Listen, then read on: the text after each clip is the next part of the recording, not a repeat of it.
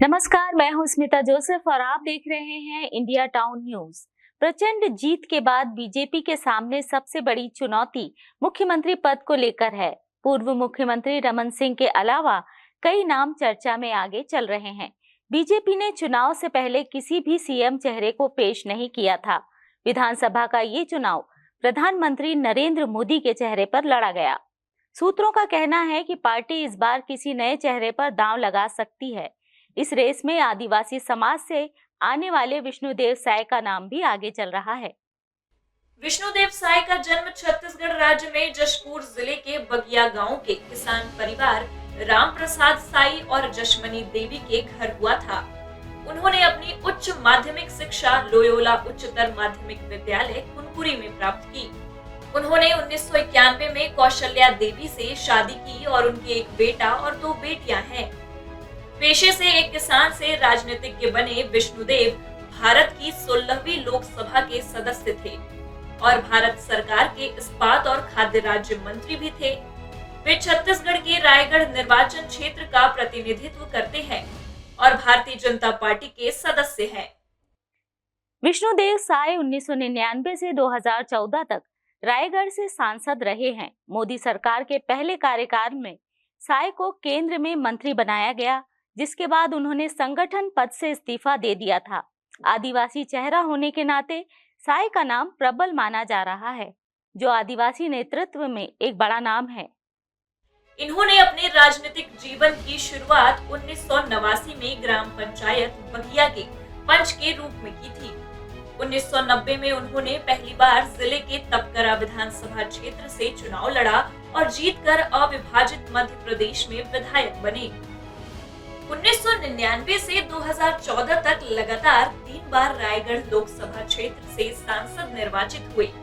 2014 में नरेंद्र मोदी के नेतृत्व वाले केंद्र सरकार में इन्हें केंद्रीय इस्पात राज्य मंत्री का उत्तरदायित्व दिया गया था। साय को संगठन में काम करने का भी लंबा अनुभव है। पार्टी ने उन्हें 2006 और 2020 में 2 बार प्रदेश अध्यक्ष का दायित्व सौंपा। वर्तमान में विष्णुदेव साय भाजपा की राष्ट्रीय कार्य समिति के विशेष आमंत्रित सदस्य हैं। हम अपनी राजनीतिक यात्रा का प्रारंभ एक वार्ड पंच से किए हैं। 5 साल वार्ड पंच रहे और 5 साल बाद जब फिर से पंचायत का चुनाव आया तो हमको निर्विरोध सरपंच बनाए और निर्विरोध सरपंच के रूप में काम करते हुए 6 महीना हुआ था और विधानसभा का चुनाव आ गया तो भारतीय जनता पार्टी ने तपकरा विधानसभा क्षेत्र से अपना प्रत्याशी बनाया और 1990 में पहली बार विधायक बन गया था। तब से लगातार 2 बार विधायक तपकरा क्षेत्र से अविभाजित मध्य प्रदेश में और रायगढ़ संसदीय क्षेत्र से लगातार 1999 से लेकर 2018 तक 4 बार रायगढ़ संसदीय क्षेत्र से सांसद रहा। भारतीय जनता पार्टी ने 3 बार अध्यक्ष का दायित्व भी सौंपा, अध्यक्ष के रूप में काम करने का भी अवसर दिया और जब आदरणीय नरेंद्र मोदी जी प्रधानमंत्री हुए तो उनके शासनकाल में राज्य मंत्री के रूप में भी काम करने का अवसर भारतीय जनता पार्टी ने दिया। इस तरह से 30 साल से भी ज़्यादा हमारी राजनीतिक यात्रा हो गई है। लगातार पार्टी का आशीर्वाद हमको मिलता रहा है। वो छत्तीसगढ़ के हित में और पार्टी के हित में और सबके हित में उचित निर्णय लेंगे। देखिए, मोदी की गारंटी में जो भी वादा हमारी पार्टी ने छत्तीसगढ़ की जनता से किया है उसको पूरा कराना हमारी सरकार की प्राथमिकता रहेगी। विष्णुदेव साय छत्तीसगढ़ के कुनकुरी विधानसभा क्षेत्र से आते हैं। अजीत जोगी के बाद छत्तीसगढ़ में कोई दूसरा आदिवासी मुख्यमंत्री नहीं बना। अनुमान लगाया जा रहा है कि इस बार भाजपा आदिवासी समुदाय से किसी को मुख्यमंत्री बना सकती है।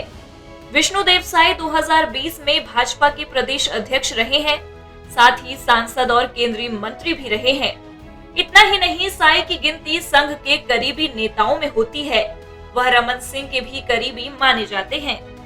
कुनकुरी विधानसभा जहां से हम विधायक के रूप में चुन के आए हैं, एक तो कुनकुरी विधानसभा क्षेत्र के समस्त मतदाताओं के आभारी हैं उन्होंने विश्वास जताया है और सारा विकास का काम भारतीय जनता पार्टी की सरकार ने उस क्षेत्र में किया है। चाहे गांव-गांव को डामर रोड से प्रधानमंत्री ग्राम सड़क योजना से जोड़ने का काम हो, या नदी नाले में पुल पुलिया का निर्माण हो, या गांव में गली रोड का निर्माण हो, या हर विकास खंड में कॉलेज की स्थापना हो, अस्पताल की स्थापना हो, ये सारा विकास का काम भारतीय जनता पार्टी की सरकार ने किया है। अब विधायक के नाते फिर गाँव में लोगों के बीच जाएंगे और उनकी जो बची हुई जो बचा हुआ जो काम है उनका, वो सबको पूरा करने का हमारा प्रयास होगा।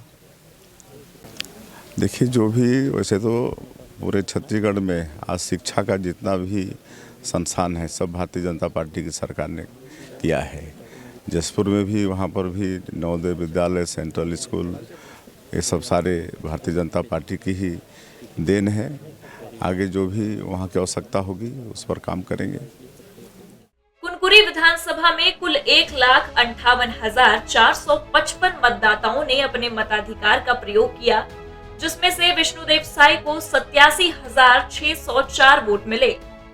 छत्तीसगढ़ में चुनावी मैदान मारने के बाद अब मुख्यमंत्री का चेहरा कौन होगा, इसे लेकर चल रही तमाम अटकलें और कवायदों के बीच इस बात को बल मिल रहा है कि यहां से आदिवासी चेहरे को मुख्यमंत्री बनाया जाएगा। आदिवासी नेतृत्व की बात करें तो इस पर सबसे आगे विष्णुदेव साय का नाम चल रहा है। अब ये तो केंद्र के फैसले पर ही निर्भर करता है कि इस बार पार्टी इस पद के लिए किस पर भरोसा जताती है। खास पेशकश में फिलहाल इतना ही।